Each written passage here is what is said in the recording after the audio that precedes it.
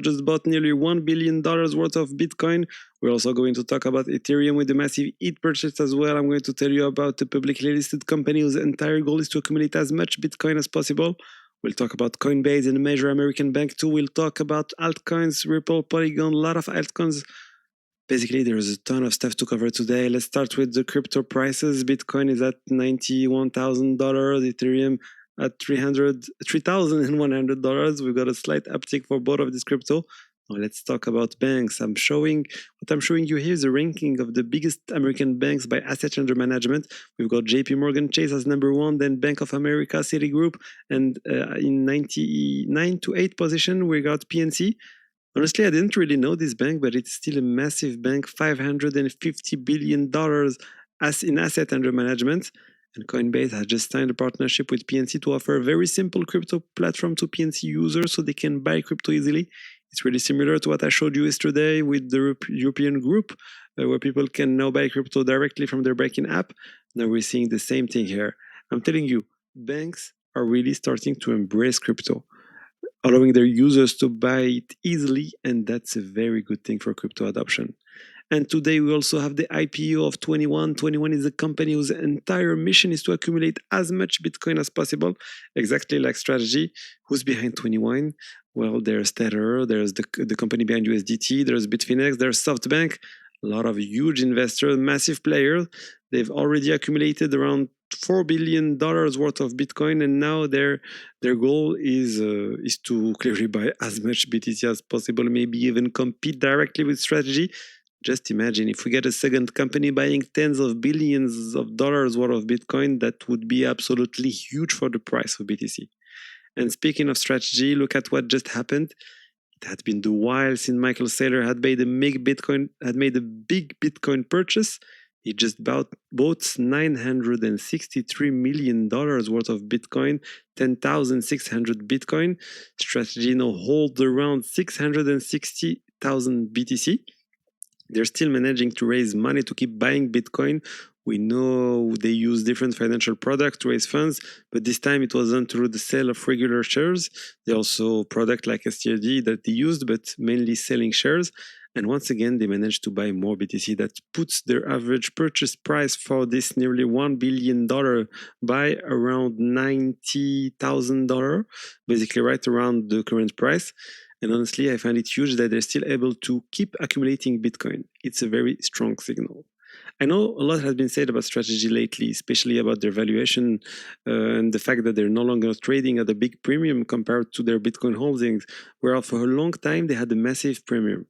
Right now, they basically valued at almost exactly the value of Bitcoin they hold minus the debt. So yeah, basically I think if they manage to keep buying a massive amount of BTC and keep showing that by buying Strategy stock today you can end up owning more BTC over time, that should clearly improve the company's valuation. Then we're going to talk about Ethereum with Tom Lee, the chairman of BitMine, who is continuing to buy crypto also. BitMine whole goal is like Strategy for ETH. Their target is 5% of all the Ether in circulation. And just last week, they added $435 million worth of ETH. Every single week, they're adding hundreds of millions of dollars in ETH. It's honestly pretty crazy what they're managing to pull off. Right now, they're sitting at 3.86 million Ether. I don't know if you realize what that means. That's already 3.2% of the total supply. So honestly, they're getting very close to that 5% target. If they keep going like this for, let's say, another year, I really think they're going to hit the 5%, maybe even more. Because if things accelerate, they'll be able to raise much larger amount of capital all at once to buy even more ETH. So yeah, we're clearly seeing something massive happening right now with institutions buying cryptocurrencies. And speaking of big institutions in crypto, I also wanted to talk to you about BlackRock. BlackRock just officially filed for a new Ether staking ETF. They already have the biggest ETF in the world, ETHA, but now they're applying for a second one called ETHB, which would include staking. It's a bit strange to me, and I still don't fully understand it, because historically BlackRock wanted to turn ETHA into a staking ETF, just like Grayscale did, and Grayscale actually succeeded, but here, instead of upgrading the existing ETF, they decided to launch a brand new one. I really don't get it. They haven't given any explanation yet. Maybe they just want to offer investors a choice, those who want staking and those who don't. Personally, I really don't think I really thought they would activate staking by default on a large portion of the ETH portfolio, like Grayscale did with 60 to 70% of their ETH holding staked. But in the end, no, that's not what they did. We still don't have a launch date for this new ETF. We also don't know whether ETHA itself will eventually get staking or not, but in any case, this clearly shows that BlackRock still firmly believes that Bitcoin and Ethereum ETFs are the future. And let me remind you that they still haven't launched any other crypto ETFs. They are fully focused on Bitcoin and Ethereum only. Now, let's move on to altcoins. Like I told you, there's a lot going on in the altcoin space. Let's talk about Zcash. The Zcash community is currently proposing an adjustment to transaction fees. Until now, Zcash fees were fixed. It was a small fixed amount at first, but since the price of Zcash has exploded, that fixed fee has actually become quite expensive in real value. So now they want to move to a dynamic fee system that adjusts based on demand and network activity. And honestly, it's a good thing. Most blockchains already work like that. On Ethereum, you have EIP 1559, which adjusts fees based on supply and demand. On Bitcoin, miners decide whether or not to accept transactions depending on the fee level. That's dynamic too. On Zcash, it was still a fixed fee system, and now they're changing it. They're thinking about changing it. They need to be extremely careful with how they implement it so it doesn't hurt the privacy aspect of the network. But overall, it's a very positive move for Zcash. Then let's talk about Ondo, the Ondo token. The SEC has officially dropped its investigation into Ondo. They had been investigated since 2024, trying to determine whether the token was legal, whether it was considered a security, and so on. Now the investigation has been stopped. That's obviously very positive for the Ondo project and for the company behind it. They no longer have that threat, and as a result, the token is up 6% over the last 24 hours. So yeah, great news for this RWA project. And now I wanted to talk about Ripple. A few weeks ago, I told you about Ripple, the company behind XRP, which had raised $500 million from major traditional investors.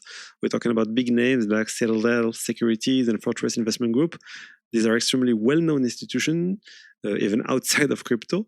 Raising $500 million is massive. The company's valuation, if I remember correctly, was around $40 billion, and now we're starting to learn more details about the fundraising round. And this information was revealed by Bloomberg, then picked up here by CoinDesk.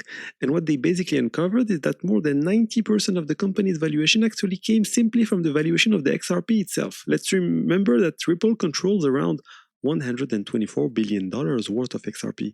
So that part was consistent with what I had already been saying up until now, but the real piece of news that absolutely nobody knew is what Ripple actually offered to its investors. And honestly, something completely crazy. They offered investors the right to have their shares bought back in 3 or 4 years with a guaranteed annual return of 10%. Which means that if their investors in 4 years can go and say to Ripple, please buy back my shares with at least 10% more than what I paid, 10% each year more.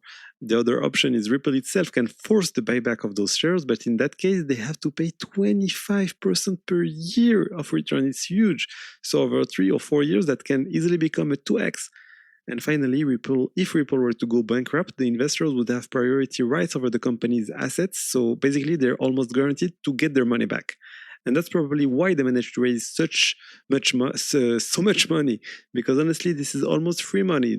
These are firms that have hundreds of millions of billions of dollars available, and they're placing that money at 10% per year for 3 or 4 years. That's just insane. You'd have to be crazy not to do this kind of investment if you're a Wall Street firm. But honestly, I don't really see this as a positive signal for Ripple. I actually think Ripple had to offer huge incentives for investors to agree to buy their shares. And I don't really see that as a sign of confidence in Ripple as a company. It's more of a sign of confidence in the fact that Ripple will honor its commitment to pay 10 or 25% return. That's very different. Now let's move on to Polygon. We just rolled out a new upgrade that's supposed to significantly improve network performance. They're talking about 33% performance boost and a reduction in consensus time from 2 seconds down to 1 second. So yeah, faster, more efficient, that's great. But Polygon has been struggling a lot since they made the strategic shift where they decided to focus mainly on stablecoins and RWA.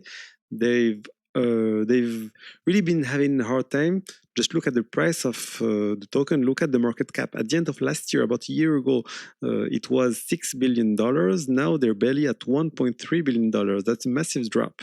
They're really struggling to attract new projects. And even when they do have projects that work, like Polymarket, for those who know it, Polymarket runs on Polygon, but the problem is that it doesn't really benefit the Polygon ecosystem. The fees are extremely low. So when people place bets on Polymarket, they don't pay much in fees, and that doesn't push the price of the Pol token. So there's real structural issues with Polygon. I honestly don't know how they're going to manage to turn things around.